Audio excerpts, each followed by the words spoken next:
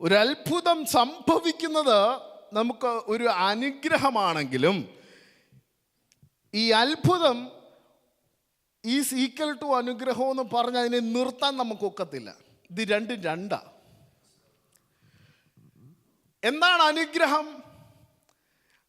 അനുഗ്രഹം എന്ന് പറയുന്നത് അത് ആ പർട്ടിക്കുലർ വിഷയത്തിൽ തീരുന്നതല്ല, പർട്ടിക്കുലർ വ്യക്തിയിൽ തീരുന്നതല്ല, പർട്ടിക്കുലർ സ്ഥലത്ത് തീരുന്നതല്ല അനുഗ്രഹം.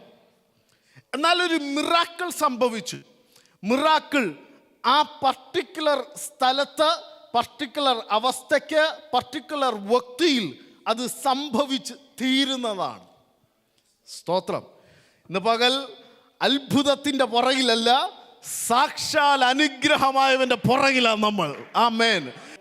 സാക്ഷാൽ ക്രിസ്തുവായവൻ്റെ അനുഗ്രഹത്തിൻ്റെ അകത്തേക്ക് നമുക്ക് കയറി വരാൻ പറ്റണം.